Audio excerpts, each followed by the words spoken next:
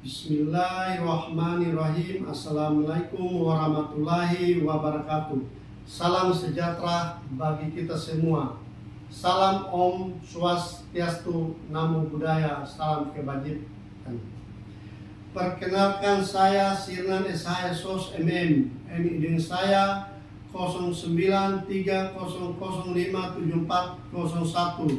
Dosen Ilmu Administrasi Negara, Fakultas Ilmu Administrasi di Universitas Pepabri Makassar. Saya bergabung di Universitas Pepabri Makassar menjadi dosen sejak tahun 2018. Adapun bidang ilmu yang saya tekuni yaitu manajemen sumber daya manusia. Pada kesempatan ini saya mendeskripsikan PDD UKTPT. Bidang pengajaran saya pada mata kuliah manajemen sumber daya manusia. Mata kuliah ini merupakan mata kuliah wajib yang harus ditempuh mahasiswa Prodi Ilmu Administrasi Negara dengan bobot 3 SKS yang diterima pada semester 5 periode ganjil.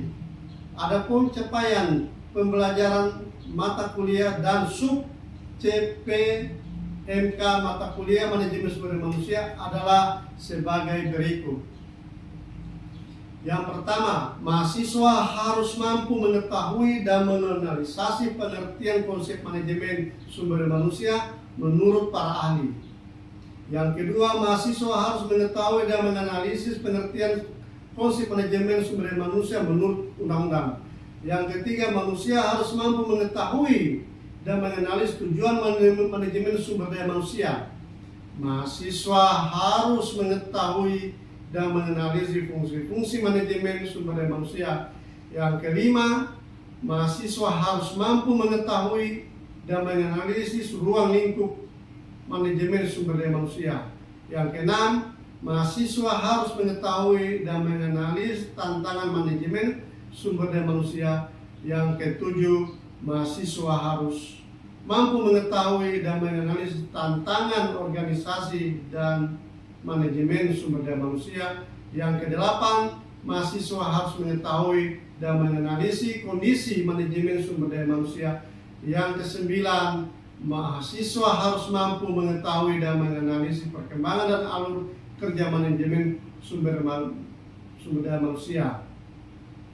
Mata kuliah manajemen sumber daya manusia yang saya ajarkan sesuai dengan RPS, mata kuliah manajemen sumber manusia yang telah saya susun mulai dari minggu pertama sampai minggu ke-16 yang diselingi dengan UTS dan UAS. Adapun metode pembelajaran yang saya lakukan yaitu kontekstual learning, cooperative learning, problem based learning, small group discussion, dan postmodern. Terkait dengan pengajaran saya di dalam kelas yang saya dilakukan secara tatap muka dengan mahasiswa, berikut cuplikannya.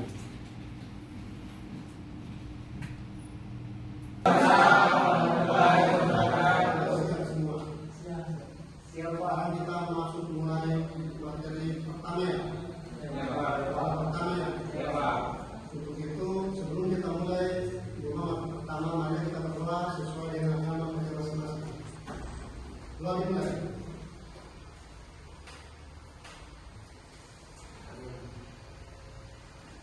Sudah selesai. Oke. Sebelum kita mulai, kita absen dulu. Dengan ketua kelas yang membacakannya, kalau masih yang dijalankan.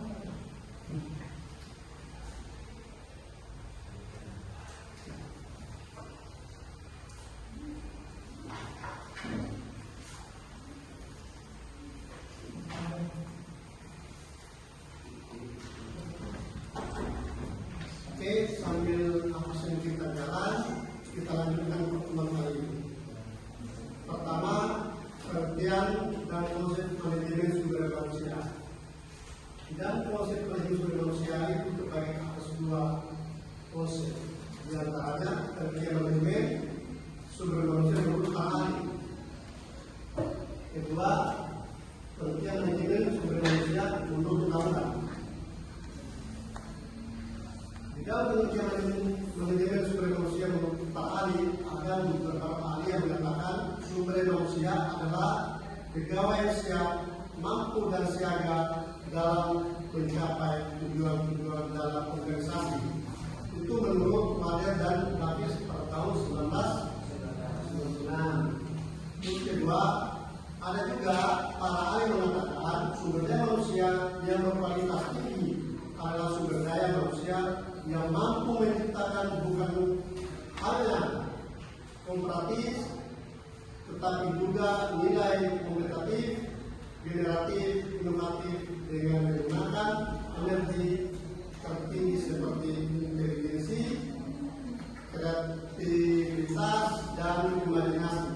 Contohnya, seseorang pemimpin dengan menciptakan produk maupun mengubah lapangan kerja merupakan sumber manusia yang berkualitas. Itu masuk juga dalam pengertian manusia yang menurut Nidra pada tahun 1990. Lanjut.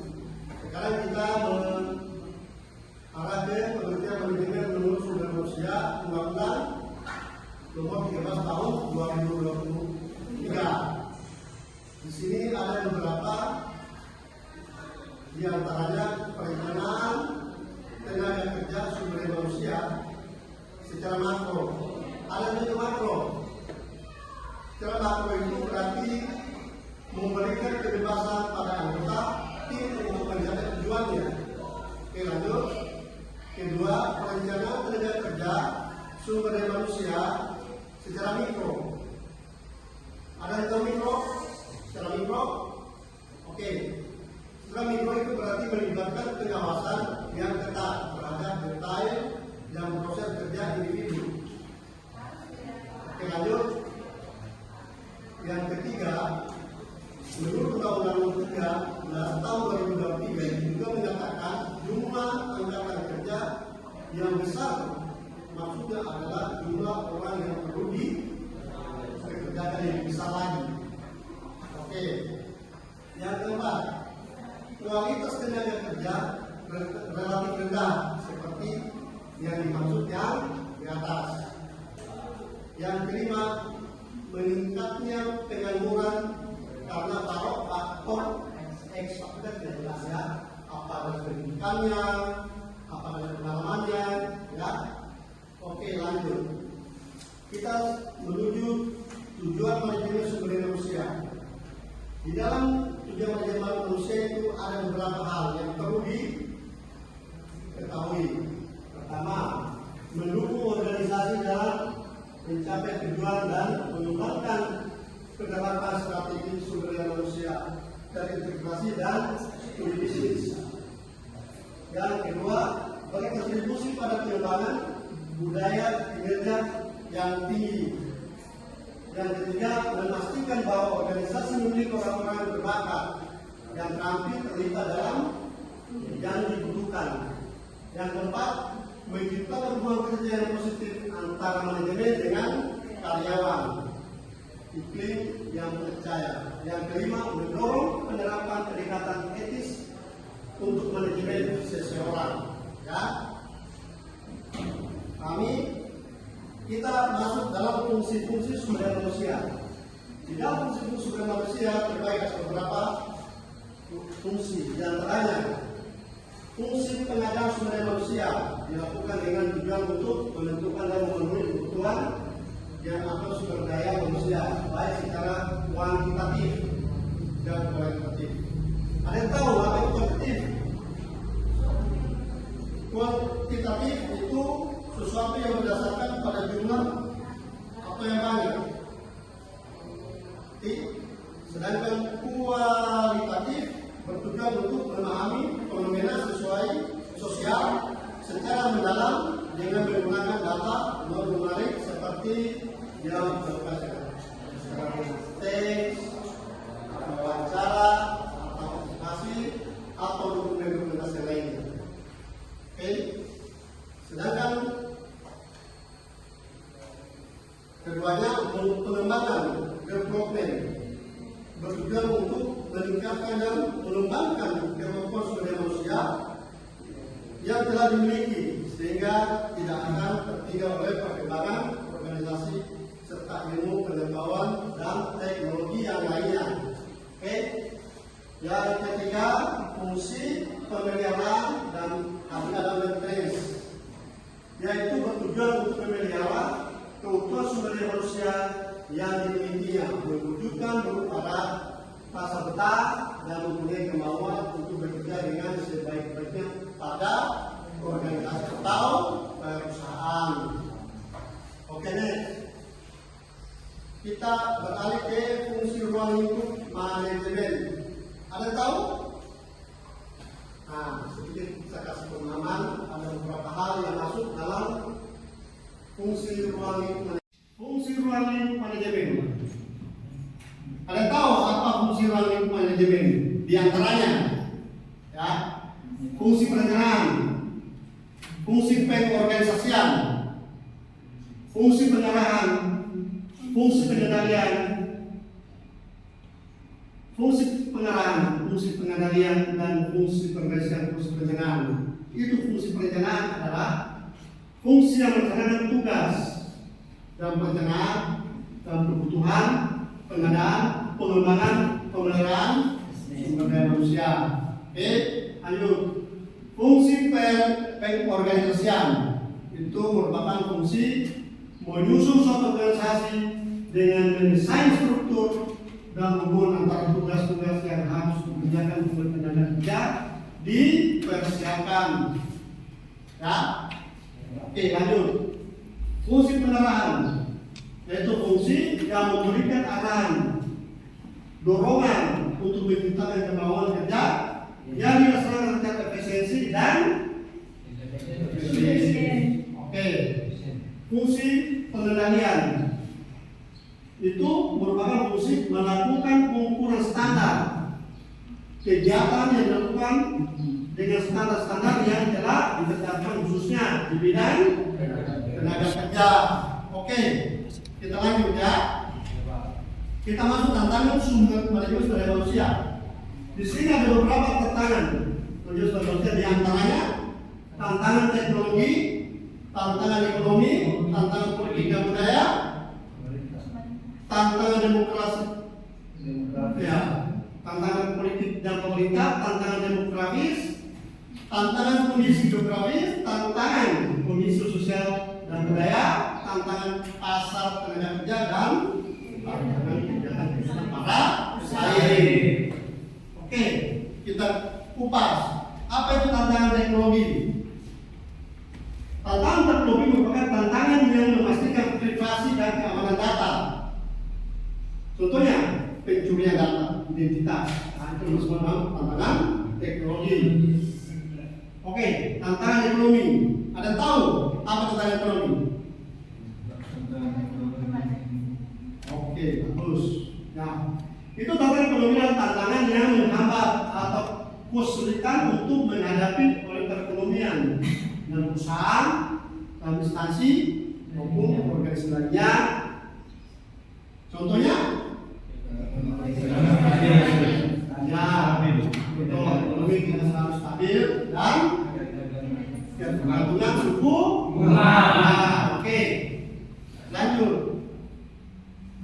Kita masuk ke tantangan keadaan politik dan pemerintah. Ada tahu? Tantangan mencakup masalah yang kompleks. Oke, bagus.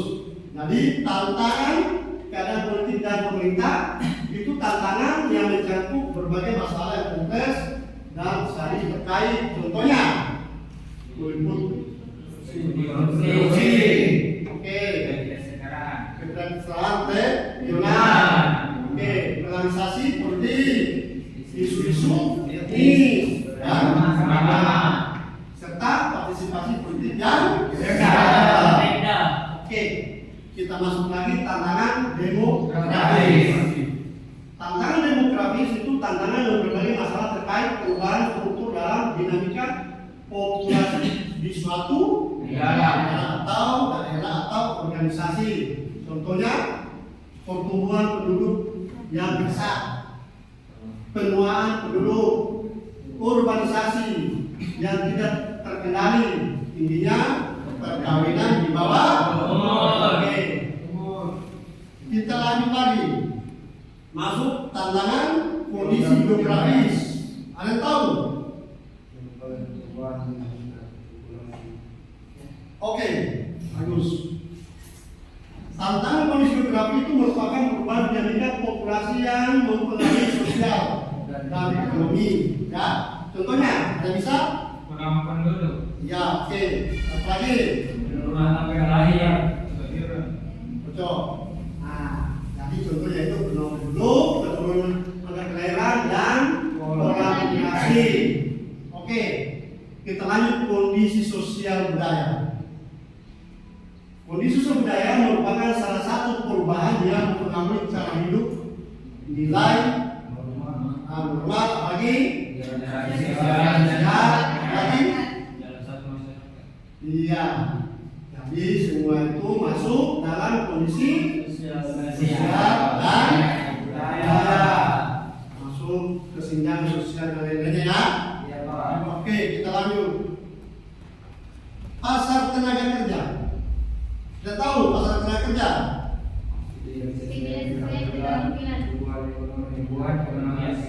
Iya. Terus, jadi saya jelaskan lagi. Pasar tenaga kerja itu adalah ketidaksesuaian keterampilan, pertumbuhan ekonomi yang tidak berkualitas, ketidakpastian pekerjaan, serta dampak otomatisasi dan teknologi. Contohnya? Ekonomi yang tidak berkualitas. Bagus. Ya, cocok. Contohnya itu pertumbuhan ekonomi yang tidak berkualitas, pekerjaan informal yang kurang luas, kesulitan mendapatkan upah adil, progres yang sangat rendah. Oke, kita masuk kegiatan para pesaing. Kita tahu apa itu kegiatan para pesaing?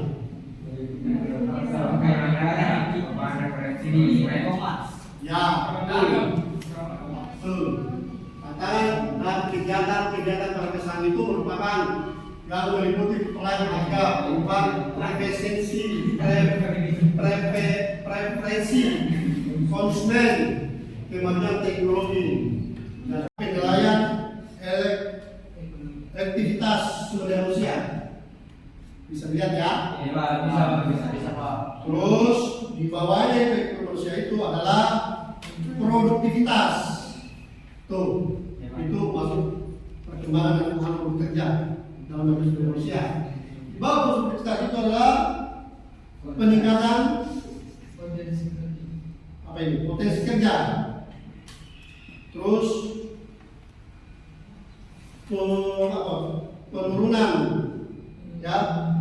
penurunan absensi karyawan. Sudah ada ya? Kelihatan ya? Ya Pak. Penurunan perputaran karyawan. Nah, di situ dari penilaian efektivitas sumber daya manusia tadi ada juga yang bentuknya itu kualitas kehidupan kerja. Ya, di sini di penilaian kerja itu ada 4, yaitu peningkatan keterlibatan kerja, terus peningkatan kepuasan kerja, penurunan stres, penurunan jumlah kecelakaan kerja dalam hal ini karyawan atau sakit. Ya, di sini ada yang bertanya? Saya Pak. Oke, terima kasih. Dari mana Bapak? Siapa nama Bapak?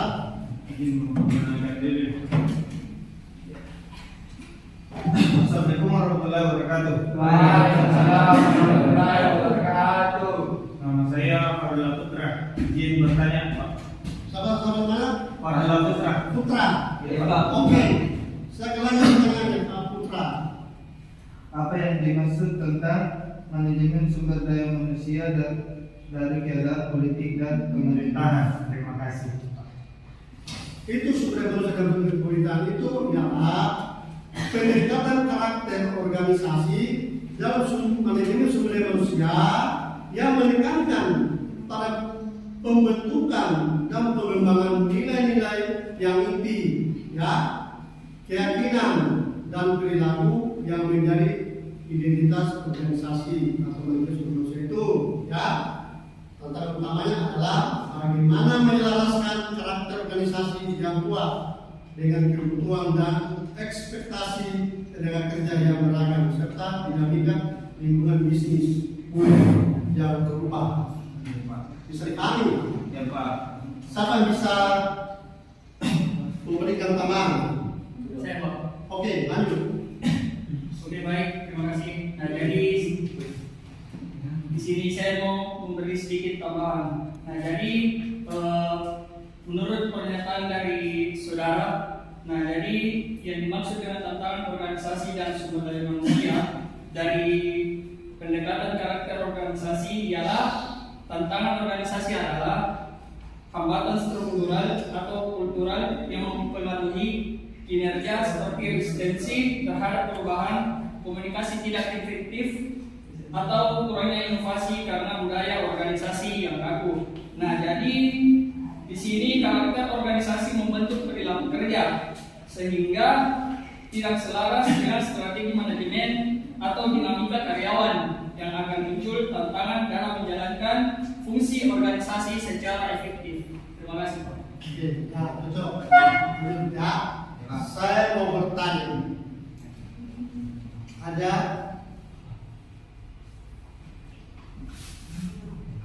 apa yang dimaksud tantangan organisasi dalam sumber manusia? Ada yang tahu? Ya, oke. Perkenalkan, nama saya Saskia Azhara Aziz. Ya. Yang dimaksud tantangan manajemen sumber daya manusia dari keadaan politik dan pemerintah ialah perubahan kebijakan yang tidak stabil, regulasi yang kompleks, dan campur politik dalam mengambil keputusan sumber daya manusia. Betul. Hal ini dapat menghambat perencanaan sumber daya manusia, Ya, betul. pengembangan bakat, dan menciptakan ketidakpastian dalam lingkungan kerja. Oke. Jadi semua jelas ya? Jelas. Oke. Jadi pertemuan kali ini kita akhiri sampai sini dulu. Oh, masih ada? Ya, lanjut. Bismillahirrahmanirrahim. Assalamualaikum warahmatullahi wabarakatuh. Silakan sedikit ya. Perkenalkan, nama saya Saidi Kupang. Saya mewakili keseluruhan mahasiswa merangkum materi perkuliahan, Ya. yaitu manajemen sumber daya manusia. Ya. Terus. Manajemen sumber daya manusia adalah proses strategi dalam mengelola tenaga kerja secara efektif dan efisien guna mendukung pencapaian tujuan organisasi. Ya. MSDM mencakup perencanaan, rekrutmen, pelatihan, pengembangan, penilaian kinerja, serta ekonomi, serta pemberian kompensasi dan hubungan kerja. Ya. Tujuannya adalah mengoptimalkan potensi individu dan menciptakan lingkungan kerja yang produktif dan adil dan berkelanjutan. Sekian, assalamualaikum warahmatullahi wabarakatuh. Waalaikumsalam warahmatullahi Jadi wabarakatuh. sudah paham semua ya? Iya. Tentang pengertian manajemen sumber daya manusia, tentang fungsi-fungsi manusia manusia, terus tantangan sumber manusia, semua sudah jelas ya? Ya, Pak. Ya. Jadi sampai di sini saja pertemuan kita kali ini. Nanti minggu depan ya? Ya, Pak. Kita akan lanjutkan lagi pertemuan kita yang kedua ya. Ya, Jadi yang kedua. Jadi saya ucapkan wabillahi taufiq wal hidayah. Wassalamualaikum warahmatullahi wabarakatuh. Waalaikumsalam warahmatullahi wabarakatuh. Ya. Absennya bagaimana? Absen sudah aman? Aman, Pak. Aman. Oke. Aman. Oke. Aman. Oke. Terima kasih. Itulah tadi video pengajaran saya di dalam kelas secara tatap muka dengan mahasiswa. Dengan demikian berakhir pula deskripsi PDD UKTPT video pengajaran saya pada kesempatan ini. Saya ingin mengucapkan banyak terima kasih kepada tim penilai dan panitia Serdos tahun 2025, rekan teman sejawat dosen dan mahasiswa. Wabillahi taufiq wal hidayah. Wassalamualaikum warahmatullahi wabarakatuh.